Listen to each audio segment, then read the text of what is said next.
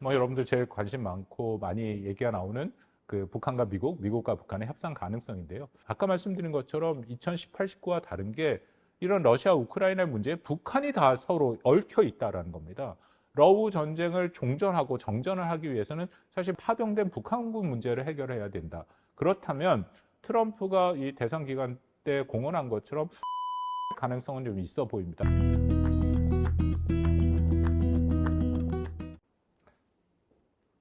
안녕하십니까. 오랜만에 인사를 드립니다. 박원곤의 북한과 세계에 와주신 여러분 환영합니다. 작년 12월이죠. 많은 일이 있었고 또 그래서 그간 박원곤의 북한과 세계가 한 달 동안 영상을 촬영하지 못했습니다. 올해부터는 저희가 최소한 한 달에 2회 이상 영상을 촬영해서 올려고 하고 있으니까요. 다시금 많은 시청과 응원 부탁드립니다. 올해 첫 방송이기 때문에 중요한 것은 2025년 올해 도대체 북한은 어떤 세상을 맞이하게 될 것이냐라는 것을 중점적으로 말씀을 드리겠습니다. 일단 북한의 대외 관계 측면에서의 북한의 올 한 해 전망을 하고요. 그리고 그 다음번 영상은 북한 내부 사정에 대해서 다시 한번 좀 정리하는 그런 시간을 가지려고 합니다. 우선 올 한 해 뭐 여러분들도 잘 아시다시피 정말 많은 일이 있을 것 같습니다. 그만큼 불확실성이 매우 커지는 한 해가 될 것이다. 물론 이 시발점은 20일 출범하는 도널드 트럼프 행정부 2기가 되겠죠. 우리가 이미 2016년, 17년, 20년까지의 트럼프 1기를 경험을 했습니다만 그 기간 동안 굉장히 많은 일이 있었고 특히 북한과 미국 간의 관계에서는 전무후무한 정상회담이 사실상 3번 열리는 경험을 한 바가 있습니다. 그래서 많은 사람들이 트럼프가 다시 귀환했을 때 앞으로의 미국 관계는 어떻게 될 것이냐라는 것에 많은 관심을 갖고 분석들이 이미 진행되고 있다. 더불어서 그때 상황과 지금과는 좀 변화가 있다고 생각합니다. 잘 아시다시피 미국과 중국 간의 갈등이 훨씬 더 첨예화되어 있고 특히 러시아 우크라이나 전쟁에 이미 북한군이 파병이 돼 있는 상황들은 2018, 19 당시에 있었던 한반도 평화 프로세스 안보 환경과는 매우 차별화된다. 그런 연결된 것들을 어떻게 한 올 한 올 풀어나가느냐가 올 한 해 매우 중요하다고 생각이 되고요. 그렇지만 그 푸는 과정이 또 그렇게 녹록하거나 쉬워 보이지는 않습니다. 올 한 해 2025년 펼쳐질 그런 세계의 변화와 또 특히 북한이 과연 그것을 어떻게 대응하고 또 북한이 어떤 전략을 갖고 갈 것인가 조심스러운 예측을 시작해 보겠습니다. 북한이 7기 5차 전원회의 이후부터 매해 연말에 전원회의를 엽니다. 이번에 8기 11차 전원회의가 열렸고 그 전원회의를 통해서 한 해를 자신들이 정리하고 그 다음 해에 무엇을 할 것인지를 발표하죠. 뭐 때로는 1월 달에 그 최고인민회의가 열리니까 거기서 김정은 총비서가 시정연설을 하기도 합니다. 아직까지 오늘 촬영하는 이 순간 제가 그 최고인민회의 시정연설은 보지 못한 상황이 됐어요. 그 부분을 빼고 말씀을 드리겠습니다. 연말에 있었던 전원회의에서는 뭐 여러 가지 상황들이 변수가 있었습니다만 2023년 11월에 있었던 그 전원회의와는 좀 상당한 차별화가 된다. 그 당시에는 굉장히 자세한 내용들이 있었고 아마도 여러분 여전히 기억하실 적대적 두 국가론이 거기서 공포가 됐었죠. 그렇지만 작년 12월에 있었던 8기 11차 전원회의에서는 상당 부분 그간의 전원회의와는 다르게 내용이 그렇게 많이 나오지는 않았습니다. 나름대로 자신들의 어떤 전략을 일부러 좀 모호하게 가져간 부분이 있고 또 한국의 정치 상황이 안 좋으니까 그 정치 상황에 대해서는 일부러 그런 자신들의 입장을 안 밝힌 그런 측면도 있어 보입니다. 중요한 것은 그럼에도 북한이 갖고 있는 기본적인 세계를 바라보는 질서, 그들의 세계관은 변하지 않았다라는 것이죠. 그러니까 작년 연말 8기 11차 전원회의에서 있었던 김정은의 발언 중에 여전히 이런 표현들이 나옵니다. 자주 세력권 대 패권 세력권이라는 얘기죠. 김정은이 신냉전이라는 표현을 쓰지는 않습니다. 2021년에 처음 썼고 22년까지 쓰다가 23년 넘어서부터는 최소한 김정은의 연설에서 신냉전이라는 얘기 나오지는 않습니다. 왜냐하면 거기에 대해서 중국이 굉장히 불편함을 갖고 있는 것이 여러 차례 확인이 되거든요. 중국은 공식적으로, 공개적으로 또 비공개적으로도 마찬가지입니다만 자신들은 이 신냉전의 진영주의에 결연히 반대한다는 얘기를 합니다. 이것은 미국, 특히 바이든 행정부가 가치 외교를 추구하면서 중국이라는 국가를 공산주의 국가로서 또 하나의 권위주의 국가로서 분리하는 것을 뭔가 대응하는 형태로 중국이 갔기 때문에 거기에서 이런 냉전과 진영주의를 반대했죠. 그런 것을 아마도 김정은은 충분히 염두에 두고 있기 때문에 신냉전이라는 표현을 쓰지는 않습니다만 결국 북한이 원하는 것은 사실상 미소의 냉전 시기와 유사한 진영이 구축되는 거죠. 뭐 당연하지 않겠습니까? 그런 진영이 구축돼야 북한은 그 안에서 북한과 중국과 러시아, 뭐 요즘은 이란까지 얘기를 합니다만 그런 국가와의 하나의 진영을 구축돼서 더 이상 북한이 이런 국제사회의 외톨이나 국제사회의 불량 국가가 아니라 진영의 핵심적인 주축 국가로서의 역할을 한다. 그럼 북한으로서는 당연히 바라고 희망하는 상황이다. 이번에도 그렇기 때문에 신냉전이라는 표현이 나오지는 않았습니다만 사실상 이런 진영주의를 강조하는 내용은 김정은의 연설에 포함되어 있습니다. 그렇다면 이런 신냉전은 아니더라도 북한이 원하는 수준의 진영이 구축 가능할지 이제 그 부분이 핵심 중에 하나라고 생각을 하는데요. 그렇게 썩히 쉬워 보이지는 않습니다. 좀 좁혀서 말씀을 드리면 이 신냉전이 구축되기 위해서는 결국 미중 관계가 관건이 있죠. 특히 트럼프가 중국에 대해서 매우 강경한 조치와 정책을 이미 예고한 상태이기 때문에 트럼프가 출범한 이후에 미국과 중국 관계가 어떻게 되느냐에 따라서 냉전의 진영주의가 다시 구축되느냐 안 되느냐가 저는 판별이 난다라고 생각합니다. 현재 시점에서 미중 관계는 한 두 가지 예측이 되고 있는데요. 하나는 트럼프 일기 행정부의 말미에 시작된 트럼프의 이른바 이데올로기 전쟁이죠. 당시에 마크 폼페이오 국무장관이 중국을 파산한 전체주의 국가다라고 얘기를 하면서 더 이상 시진핑을 영어로 프레지던트라고 부르지 않고 공산당 총석이라고 부르면서 일종의 이데올로기 전쟁을 시작을 했습니다. 그러면서 여러분들도 잘 아시는 이런 디커플링을 이제 본격적으로 더 이상 중국과는 이 공급망을 비롯해 세계 경제적인 측면에서도 완전히 분리를 시도하겠다라는 그런 이데올로기 전쟁을 걸어왔었죠.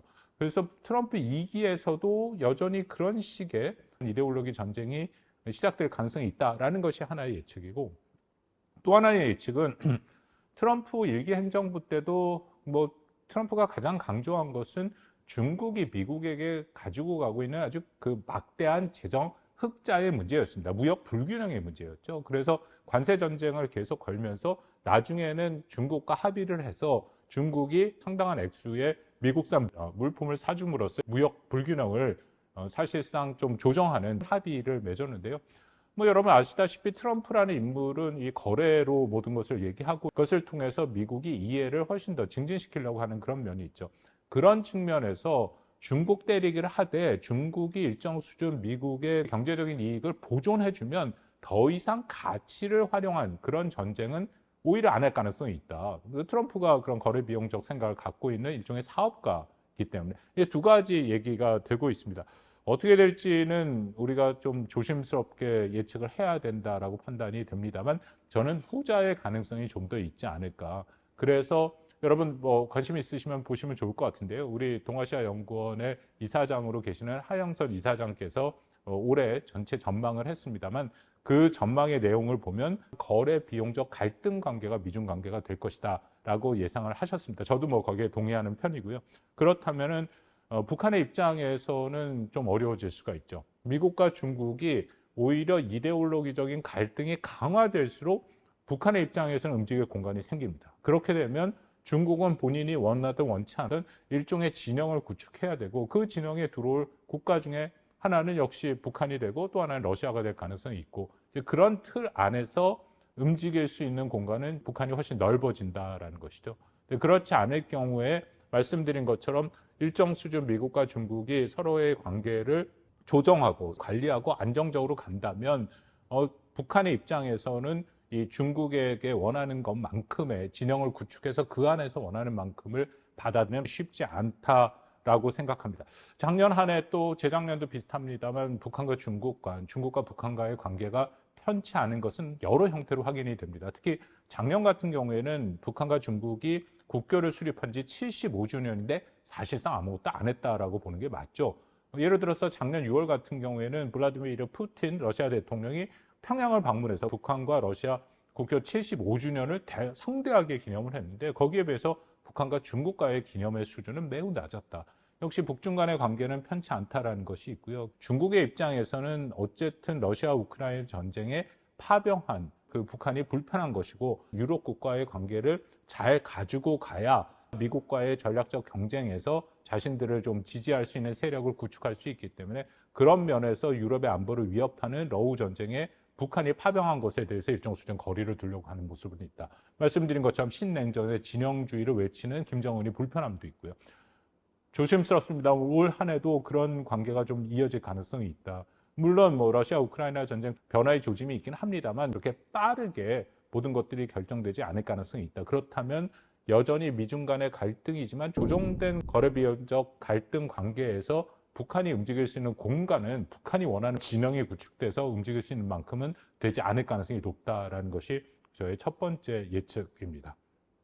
두 번째는 뭐 러시아와 우크라이나 전쟁이죠. 뭐 이것은 매우 중요하다고 생각합니다. 왜냐하면 거듭 말씀드립니다만 북한이 거기에 파병이 된 상태이기 때문에 더 이상 러시아 우크라이나 전쟁이 한반도 문제와 서로 분리될 수 없는 상황이고요.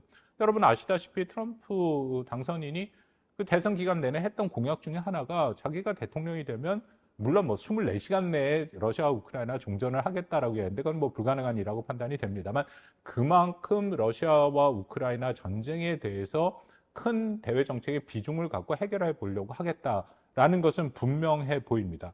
그렇다면은 이런 상황에서 과연 북한은 어떻게 활동을 하고 또 북한의 움직이는 공간은 어떻게 될 것이냐라는 것인데요. 러시아 우크라이나 전쟁의 종전은 매우 힘들다 생각되고 정전이나 휴전 정도가 가능하다고 생각합니다. 요즘 많이 나오는 얘기 중에 하나가 이제 동결 분쟁이라 해서 현재 러시아와 우크라이나가 점령하고 있는 그 영토를 기준으로 해서 뭔가 휴전 협정이 이루어질 가능성이 있다. 뭐 이 모든 것들이 우크라이나한테 썩히 유리한 것은 아닙니다. 또 최근에 쿠르스크 지역 북한군이 파병이 돼 있고 러시아가 점령했던 그 지역의 상당 부분을 다시금 러시아가 북한의 도움을 받아서 탈환하고 있다라는 이제 그런 뉴스들도 나오고 있습니다. 근데 저는 중요한 게 북한이 러시아 우크라이나의 전쟁에 파병을 해서 과연 그들이 기대한 만큼의 반대급부를 얻었느냐. 저는 상당히 이 부분에 대해서 의구심이 듭니다. 좀 큰 틀에서 말씀을 드리겠습니다. 왜냐하면 러시아라는 국가 자체가 이 우크라이나 전쟁을 시작함으로써 그들의 국력이 훨씬 더 약해지는 모습이 분명히 확인이 됩니다. 올 한 해 아마도 러시아 국민 총생산에서 국방비로 사용될 그 전체적인 퍼센테이지가 40%가 넘을 가능성이 높고요. 이미 러시아는 9% 이상의 인플레이션을 경험하고 있는데 그렇다면 더 인플레이션이 될 가능성이 있다라는 것이 내부 경제적인 문제입니다. 그리고 러시아의 경제 규모라는 게 우크라이나 침공하기 이전의 상황에서 한국과 그렇게 차이가 나지 않았습니다. 국방비의 그 사용하는 수준도 물론 지금은 전쟁을 하고 있으니까 뭐 한국의 한 2배 정도로 알려지고는 있는데 그거는 특수한 상황이고 근데 그 정도의 군사력과 경제력을 가진 러시아가 과연 세계 최강대국으로서의 역할을 계속 할 수 있을 것이냐에 대해서는 상당히 의구심이 됩니다. 물론 러시아가 핵을 보유하고 있는 군사 강국은 맞긴 하지만 핵만 갖고 자신들이 세계 최강국으로서의 역할을 할 수 있냐 저는 상당히 의심이 들고 있고요. 특히 이 러시아 우크라이나 전쟁이 조정되고 끝나는 상황에서 러시아 입장에서는 가장 큰 자신들의 경제적인 파트너이자 시장인 유럽을 잃게 될 가능성은 매우 높습니다. 이미 유럽은 러시아산 뭐 천연가스라든지 그런 것들을 사용하지 않은 지 오래됐고요. 여러분들 뭐 잘 아시는 러시아의 국영기업이죠. 가스프롬 같은 경우에는 러시아의 뭐 국부의 상당 부분을 책임지는 대표적인 천연가스와 원유를 생산하는 그런 기업인데 러시아 우크라이나 전쟁 이후에 전체적인 매출이 40% 이상 줄었고 특히 2020에서 23년 넘어오는 그 시점에서는 50%까지 그들의 수입이 줄었다라는 것이 확인이 되고 있습니다. 그렇다면 러시아의 경제력은 앞으로 전쟁이 끝난 후에 유럽과의 관계는 복원되기 매우 힘든 상황에서 점점점 쪼그라들 수밖에 없는 상황이다라는 것이죠. 오바마 대통령이 이런 얘기를 했었는데 러시아는 더 이상 세계 최강대국이 아니라 지역 강국으로 남을 것이다. 저는 이런 상황과 이런 현상이 훨씬 더 빠르게 진행될 가능성이 있다라고 생각합니다. 그렇다면 북한이 과연 러시아와 이렇게 밀착을 하면서 또 북한에 있는 젊은 청년들을 전장으로 몰아넣으면서까지 그들이 기대했던 것을 과연 얻을 수 있을 것이냐, 또 러시아가 또 그것을 줄 만한 그런 능력이 있을 것이냐에 대해서 상당한 의구심이 들고 있다. 특히 북한의 입장에서 러시아로부터 받을 수 있는 가장 또 중요한 것은 북한이 현재 저는 완성하지 못했다고 생각하는 이 핵에 관련된 기술들이죠. 예를 들어서 대륙간 탄도미사일에 필요한 다탄두탄이라든지 재진입 기술, 또 북한이 지난 2021년 8차 당대회 때 공언한 국방발전 5개년의 핵심 사업 중에 하나인 핵 추진 잠수함 같은 것들, 그런 기술들을 원할 텐데 저는 러시아가 그런 기술을 줄 가능성이 매우 낮다라고 생각이 됩니다.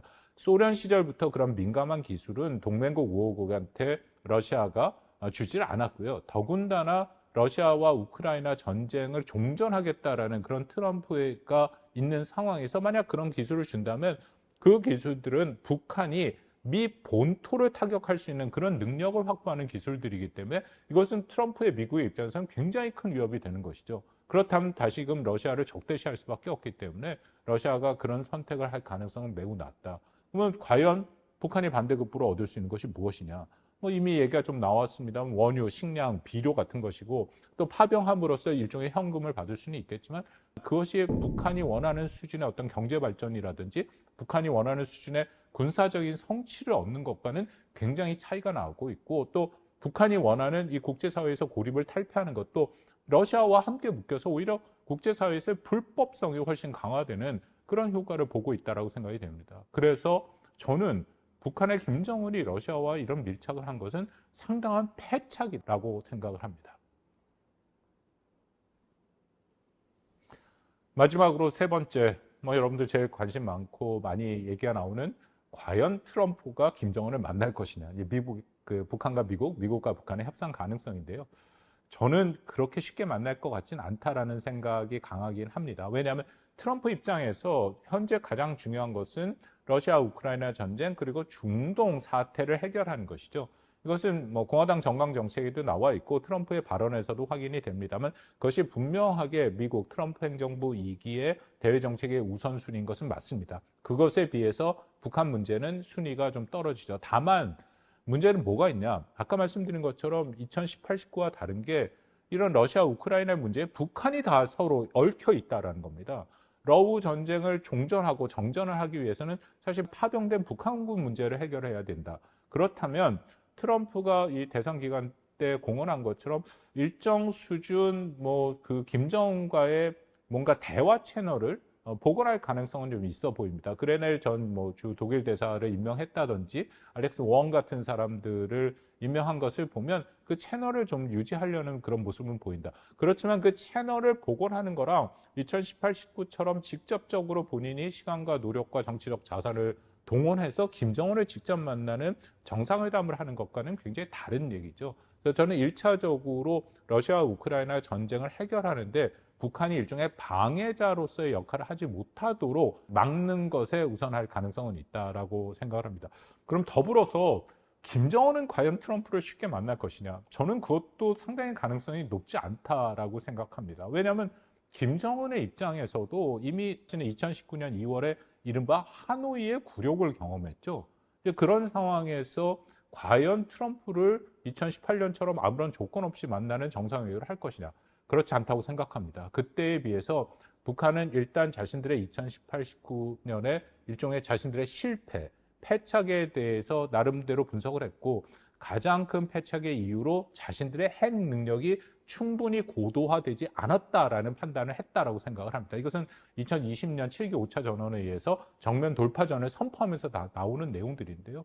이런 입장에서 그렇기 때문에 핵에 대해서 지난 수년간 아주 고도화를 위한 최선의 노력을 했고 그렇다면 이번의 대화에서는 일정 수준 전제 조건을 내세울 가능성이 있다. 하나 우려되는 것은 이 전제 조건에 북한은 늘 이 얘기를 합니다. 한미연합훈련과 전략자산 전개를 중단해라. 그런데 여러분 아시다시피 트럼프도 한미연합훈련과 전략자산 전개에 대해서 매우 부정적인 시각을 갖고 있습니다. 2018년 싱가포르 정상회담부터 그런 얘기가 나왔는데 이것은 뭐 매우 비싸고 도발적이고 이제 그런 얘기를 하고 있고 또 비용에 민감한 트럼프가 거기에 대해서 문제 제기를 하고 있죠. 그렇다면은 아마도 북한과 미국과 북한 사이의 대화의 초입에 이런 합의는 가능성입니다. 미국이 연합훈련과 전략자산 전개를 중단하는 대신에 북한이 ICBM, 대륙간 탄도미사일과 핵실험을 중단하는 일종의 모라토리엄. 이게 중국이 말하는 이런 쌍중단인데 그것이 초입에 위치할 가능성은 있다라고 생각합니다. 뭐 그것만으로도 사실 한국의 그 안보에는 굉장히 큰 도전이 되죠. 왜냐하면 한미가 하고 있는 연합훈련이 작년 후반기부터 성격이 바뀌었습니다. 전략자산 전개도 바뀌었고요. 북한 핵에 대한 구체적인 대응으로 바뀌었습니다. 작년 8월부터 시작된 을지 프리덤 자유의 방패 작전이라는 거, 그 작전에는 북한 핵에 대한 억제 외에도 북한이 핵을 사용했을 때 어떻게 대응할 것인가가 최초로 포함돼서 훈련을 시작했고요. 거기에 따라서 미국이 한국에 전개하는 전략자산의 종류, 수준이 다 바뀌게 돼 있습니다. 그래서 이 두 가지는 미국이 한국한테 제공해주고 있는 확장 억제의 가장 핵심적인 두 가지 축이 된다라고 판단이 됩니다. 그런데 만약 그것이 중단된다라는 것은 미국이 한국한테 제공해주고 있는 확장 억제의 신뢰성을 상당히 훼손하는 행위가 될 가능성이 있어서 우려가 됩니다. 거기까지 말씀을 드리고요. 근데 다만 중요한 것은 여기서 그 후에 쌍중단까지 됐다 치고 그 후에 과연 북한과 미국 사이에 자신들이 어떤 합의를 이뤄낼 수 있을 것이냐. 저는 이 부분은 상당 부분 쉬워 보이진 않는다라는 것이 저의 판단입니다. 물론 북한의 완전한 비핵화라는 것은 쉽지 않다라는 것은 잘 알고는 있지만 이번에는 그때 2018, 19랑은 또 다른 상황이거든요. 일단 트럼프 입장에서 2019년 2월 달 하노이에서 요구했던 북한의 핵 생산 능력 전체를, 이것은 뭐 플루토늄 생산 능력 외에도 고농축 우라늄 시설까지 포함합니다만 그것을 동결하고 검증하고 사실상 폐기하라. 그것에 반대급부로 제재를 해제해 주겠다라는 이제 그런 조건들이었는데 그 조건이 지금은 더 이상 유효하지 않다고 생각합니다. 트럼프 입장에서 최소 조건은 그 이후에 북한이 계속해서 개발하고 발전시켜온 미 본토를 타격할 수 있는 능력을 제한하는 것이겠죠. 작년 10월 말에 화성 19형, 그들의 말하면 종결자 형태의 ICBM을 완성을 했고 화성 18형, 이것은 뭐 다탄도탄이라고 보여지는 그런 고체 연료 기반의 대륙간 탄도미사일입니다. 이것은 그때 2018, 19년에 없었던 무기체계들이거든요. 그러니까 과연 이런 무기체계들을 트럼프 입장에서는 미 본토를 타격할 수 있는 능력이 있기 때문에 이것을 완전히 제거하거나 최소한 제거할 수 있는 여러 가지 로드맵이 구축되는 수준이 아마도 북한과의 협의를 하고 북한과 합의를 할 수 있는 최소 수준이라고 생각합니다. 반면에 북한의 입장에서는 이전과는 달라졌던 게 핵에 대한 능력이 있고 특히 한국을 향해 일본까지 혹은 또 영내 인태 지역에 있는 괌 정도까지를 타격할 수 있는 실질적인 능력을 갖췄다라고 자신하고 있을 것입니다. 거기에 더불어서 미국 본토 능력을 굉장히 고도화하고 있다. 근데 만약에 그렇다면 북한의 입장에서는 이제는 이런 뭐 비핵화에 대한 것은 논의거리가 아니다. 그렇기 때문에 북한의 사실상 디팩터 핵 보유국으로 인정한 상태에서 핵 군축 협상을 원할 가능성이 있다라는 것이죠. 핵 군축 협상이라는 것은 기존에 있는 핵을 둔 상태에서 일부만을 없애는 것이고 또 하나 북한이 이전과는 다르게 보는 게 북한이 미북 간의 관계를 개선하거나 한반도 평화체제를 갖고 자신의 비핵화와 연계해서 싱가포르 합의가 나오는데 이제는 그러지 않을 가능성이 크다라는 겁니다. 오히려 북한은 당당하게 자신들은 미국을 자신들의 적대국으로 놓고 적대성을 가진 국가끼리 서로가 핵을 통제하고 안정적으로 관리하고 불필요한 오해와 불신으로 인해서 원치 않은 핵전쟁으로 발전하는 것을 막겠다. 무슨 말씀을 드리냐면 냉전 시기에 미국과 소련이 했던 그런 형식의 핵 군축을 얘기하는 거죠. 군비 통제를 얘기하는 겁니다. 북한이 그런 식으로 요구해올 가능성이 저는 훨씬 커졌다라고 생각이 됩니다. 그렇다면 다시 돌아가서 트럼프가 과연 그걸 수용할 수 있을까요? 과연 그렇다면 김정은이 미 본토를 타격할 수 있는 능력을 포기할 수 있을까요? 만약 포기하게 된다면 자신들의 핵 능력은 이 한반도와 영내로 굉장히 제약될 수밖에 없는데 그 능력만을 갖고는 과연 자신들의 정치 군사적인 목적을 달성할 수 있을까? 굉장히 어려운 일이라고 생각합니다. 일례로 만약에 북한의 핵이 그 정도 수준에 머문다면 미국이 한국에 대해서 확실한 확장 억제만 보존된다. 바이든 행정부터 계속 얘기 나오는 게 북한이 핵을 한 발이라도 쏘면 이것은 정권의 종말이다. 물론 미국은 그만한 할 수 있는 능력이 충분히 있습니다. 그것만 유지된다면 북한의 핵의 효용성이라는 것은 굉장히 낮아지는 것이죠. 북한이 핵을 한 방 쏘면 자신의 정권의 종말인데 그걸 쉽게 핵을 쏠 수 있겠습니까? 그것을 보존하기 위해서는 미 본토를 타격할 수 있는 능력을 여전히 개발해야 되는데 트럼프는 그것을 인정할 수 없다. 가장 핵심적인 문제라고 생각합니다. 그렇다면은 뭐 설사 협상이 시작이 되더라도 미국과 북한 사이의 협상은 굉장히 어려워질 수밖에 없는 것이고 여전히 미국은 북한에 대해서 확실하게 확증 보복 능력을 갖고 있다라는 것은 분명합니다. 그래서 북한의 핵이라는 것은 여전히 효용성이 상당히 제한될 수밖에 없다라는 것이 저의 판단입니다.